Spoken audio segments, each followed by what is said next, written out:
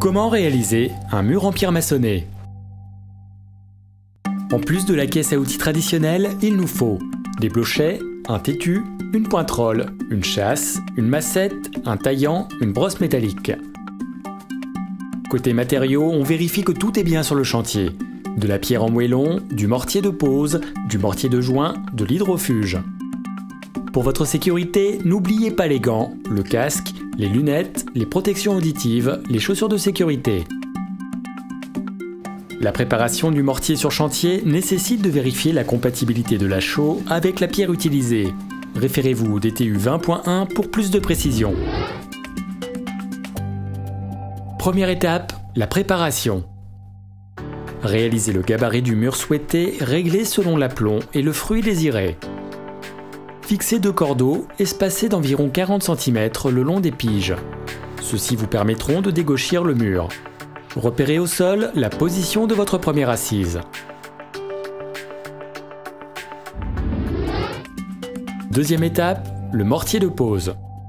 Le mortier de pose est un mortier bâtard ou chaux-ciment. Sa composition varie selon la nature de la pierre utilisée. Ses caractéristiques vous sont précisées dans le DTU 20.1. Troisième étape, la pose du premier rang. Étalez une première couche de mortier. Prenez une pierre au hasard sur le tas puis mettez-la en place le long du trait de repère en l'orientant de manière à créer une face esthétique. Tassez le mortier pour caler la pierre. Les faces n'étant pas régulières, le réglage ne peut pas se faire directement au cordeau. Le mur sera alors dégauchi en réalisant un contrôle visuel de l'alignement des pierres avec les 2 cordeaux. Posez les pierres suivantes en répétant les mêmes opérations. Quatrième étape, la pose des rangs suivants.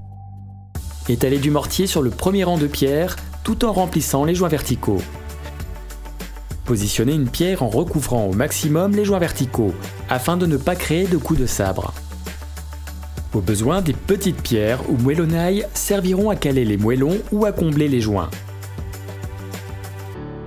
Certains blocs de pierre nécessitent d'être en partie taillés pour s'ajuster au mur. Le tétu vous permettra de réaliser la plupart des coupes sur des pierres calcaires grâce à sa pointe et à sa face concave. La chasse vous permettra quant à elle de réaliser des faces régulières. Au fur et à mesure de l'avancement du mur, remplissez l'espace arrière avec un mélange de mortier et de moellonnaille. Cela facilitera le montage des assises suivantes et participera à la résistance de l'ouvrage. Pensez à bien nettoyer les joints en enlevant le surplus de mortier dès que celui-ci commence à prendre. Cela facilitera la finition du mur. Cinquième étape, les chaînes verticales. Afin de renforcer le mur à ses extrémités ou dans les angles, un chaînage est réalisé à partir de gros blocs équarris. L'utilisation d'un taillant ou d'une chasse vous permettra de donner à vos moellons la forme désirée dans le cas d'une pierre calcaire. Sixième étape, la maçonnerie en hauteur. Si votre chantier le nécessite, vous allez devoir utiliser un échafaudage. Nous vous conseillons de doubler sa largeur pour créer une zone de stockage des pierres tout en vous laissant de l'espace pour maçonner en sécurité. Attention, l'échafaudage devra être dimensionné pour recevoir le poids conséquent de la pierre. Septième étape, le jointoiement. Le jointoiement est une étape importante de l'esthétique du mur. Il peut être réalisé de manière mécanique ou manuelle en fonction du type de pierre, de la surface et du résultat attendu. Le mortier réalisé à la main, en bétonnière ou au malaxeur, est principalement composé de chaux hydrauliques et de sable fin.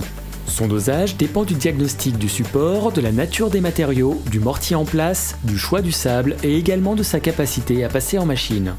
La couleur finale des joints dépend du type de chaux, du type de sable ainsi que de leurs proportions. Veillez donc à respecter précisément la composition des gâchets pour obtenir une couleur de joint constante.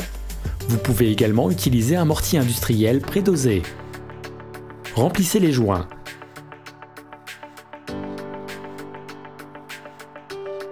Serrez le mortier au fond des joints pour bien remplir toutes les cavités. Complétez au besoin. Grattez l'excédent de matière quand le mortier commence sa prise, puis laissez sécher. Lorsque le mortier est suffisamment sec, réalisez le niveau de finition prévu dans les dispositions du marché.